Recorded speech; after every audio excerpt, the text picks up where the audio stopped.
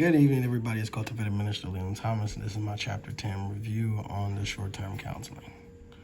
All right, so the paradoxical counseling, sometimes the most simplest things you can take to use. So why this stood out to me so much is because he went over about 15 different things that he used from kindergarten, and it helped him through regular life. And it was applicable to today's time, his lifetime, our lifetime, and just things around it. And I picked out the 10 of those that stood out to me and that I could apply to me today. First one being share everything. The second one, play fair. Don't hit people, put things back where you got them from, clean up your own mistakes. Do not take things that are not yours. Say you're sorry when you hurt somebody. Wash your hands before you eat. Big important one. Live a balanced life, and all things die. So those are the ones that stood out to me because those are very relevant, and we could all take those into life tips. We can put those into perspective for other individuals as well in the midst of short-term counseling. All right, so what is real? So we have perception. A perception is the way that we see a thing. It might be a certain obstacle that's in our way, and we understand we might be scared of that particular thing that's in our way, or whatever it may be. We might have a fear of it. It might be doubt. Whatever it may be, it's just our perception. But if we change our perception of it, it doesn't seem too big, bad, and greasy as normally it would. We have to think that, all things are working together for the good of them who love the Lord. And when you're counseling somebody, you want to get their perception on a subject because whatever they might be going through, they might blow it up and magnify it. But if you can put it into perception that, okay, this is not that bad. There's always a lot worse. And because a lot of people think when they go through certain issues, their world is just completely over. So if you put it into a different perception for them, it'll be a whole different change in the mindset. And the second bullet point is reality. So when it comes to reality, sometimes you just got to face things. You got to face the music, or, a lot of times they dancing, they playing your song and it's time to dance. A lot of things you just got to tackle head on. You like, okay, I can't get past this subject. I can't go over it.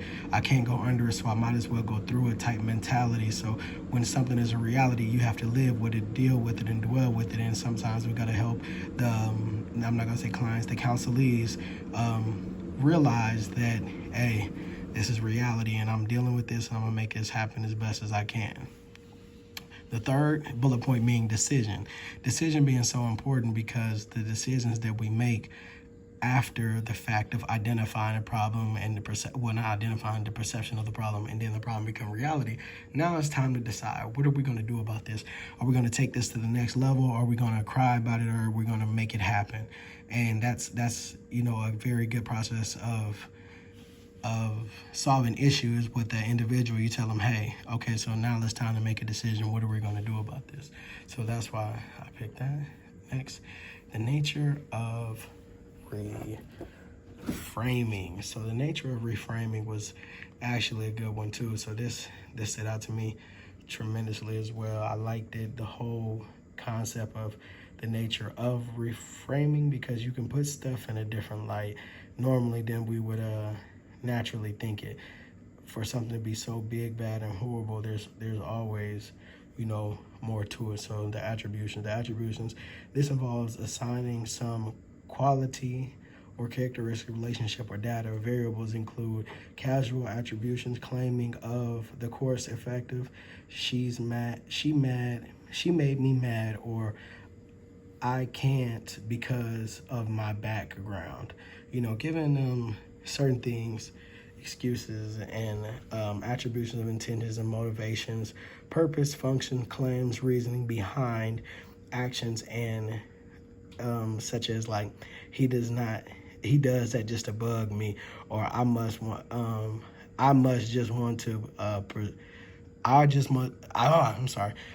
to punish myself, just certain things is when it comes to attribution. So this is one of the key things that goes on when in the nature of reframing. So the next one would be classifying, or grouping. This involves categorizing or distinguishing the data.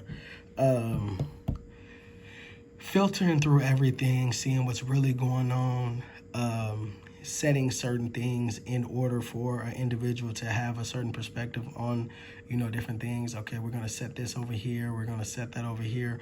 Mentally, we're going to set that over here. Sometimes it'll be even best to write certain things out with different people because everybody learn different and everybody take in things different. Then third bullet point, we have evaluation. And evaluation was another good one for me because it's always good to evaluate what you have going on. And definition of evaluation is the definition of evaluation is assigning a value or judgment on the word or importance of something or someone.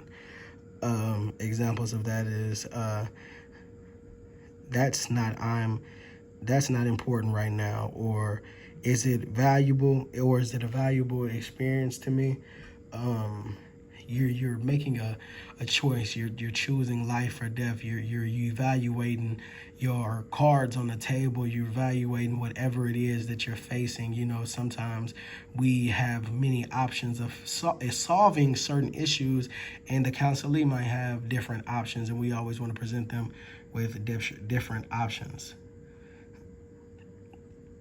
Oh, I'm sorry, take a drink. All right, so the conclusion. The conclusion to all of this, per se, would be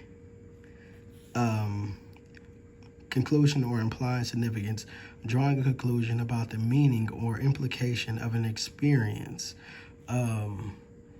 bringing everything full circle, bringing it all the way around, letting everybody know what needs to go on. Okay, so now that we have this all wrapped up, what's next? Let's bring this to a close. Let's shut this chapter off of your life when you speak into the counselee and everything like that. Emotions are okay. All right, so when it comes to emotions and emotions being okay, we have to, first off, identify what's going on at this particular moment. Identify that it is some emotions there. Identify that there is some hurt and that it's okay to let that hurt go. Or it's okay to, get rid of those certain things in life. Cry, tears. It's okay to be angry sometimes. And even for myself, I'm realizing that we are human. We are ministers in training to be pastors, and we're going to be shepherds and everything like that one day. But the best thing that I learned in this life so far is the sincerity and just being real, realizing that, hey, emotions are really okay. It's okay to feel human, that we're just not on some type of super spiritual level. So identify the issue, identify the emotions that are there, because a lot of people try to mask emotions and end up hurting themselves. Second of all is confront. So you confront the emotions and say that the emotions are really there, and you can put yourself in a situation and say, hey, well, really, I feel like this. Or if I were in your shoes, I would be very emotional. I would cry about that. I would get my stress off, from that, and I wouldn't let that just harbor in my heart. The next one is console, comfort, console. Let them know, hey, I'm here for you. Hey, if I gotta weep with you while you weep, I'm mourn with you while you mourn. Whatever it is, what do you need from me in this situation? I'm here. I'm here. I'm your voice. I'm a voice. I'm a shoulder for your voice.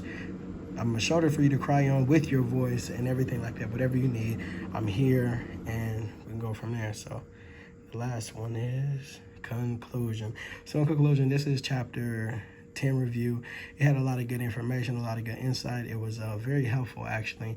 I always read myself and learn myself from these particular readings, and just counseling, because I first counsel myself before I'm able to counsel anybody else, and I got to understand myself before I be able to understand other individuals. So this was all a blessing, and I thank you all for listening. Good night.